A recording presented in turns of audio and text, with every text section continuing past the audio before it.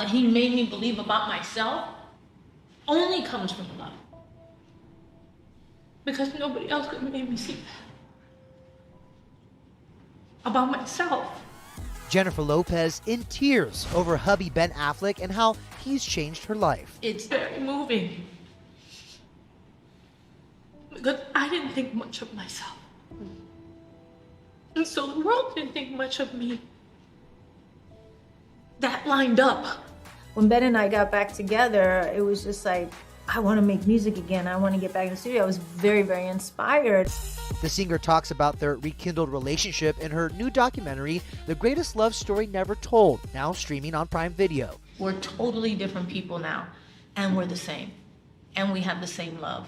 100%, like I'd never fallen out of love with you. I had just put it over here. J-Lo and Ben both dive into their past. The two first started dating in 2002.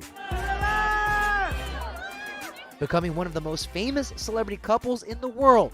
Benefit. We bought a Bentley and drove around town with it. You know, it's like, yeah, take pictures of us. It wasn't that. We were just like celebrating our lives and our love. I had a very firm sense of boundaries initially around like the press. While Jen, I don't think objected to it in the way I did. I very much did object to it. By 2003, they were engaged, but they never made it to I do. Ben and I, we broke up 3 days before our wedding. And we had like a big wedding plan, like 14 ushers and bridesmaids, and 3 days before, we just crumbled under the pressure. When Jen and I broke up, the catalyst for that was this massive amount of scrutiny around our private life. It was my first kind of heartbreak. Was it because it was so public and we wanted to know every single thing about your relationship? Well, that didn't help. You know, just one of those breakups that really, you know, it was like a tough one for me for whatever reason.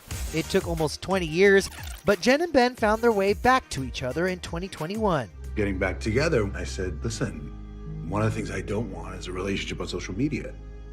And then I sort of realized it's not a fair thing to ask. It's sort of like, you know, you're gonna marry a boat captain and you go, well, I don't like the water, you know? We're just two people with kind of different approaches trying to learn to compromise. It's so funny because we collaborate very well together, you know, and nobody knows my story more than he does.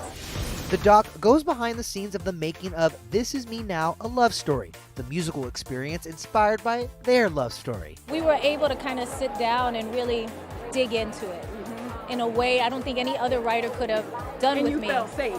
Oh yeah. Doing it. Oh yeah. The scary thing is putting it out. That's the scary part. So when I first read the script, it looked like the inciting incident that causes all this pain down the road is our breakup. I thought, wow. Nobody did anything wrong, it was mutual. And I think for us to move on from that, we have to kind of forgive each other. You forgive me? Yeah, I think I've forgiven you all the way. I think I need to forgive myself some things.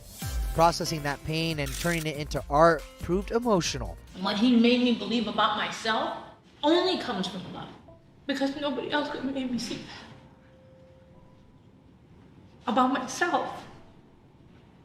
It's very moving.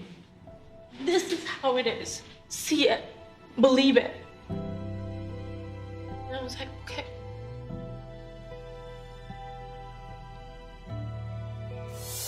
As for what Jen wants fans to take from this whole experience, I just want people to believe that love exists. If I can use my story to do that, then as an artist, that's what I should do. Even though I've written about love my whole career and, you know, sang about it and everything, this was something different. This was something a little bit more evolved and healed and, I don't know, kind of magical. And so I wanted to do something special to go along with it.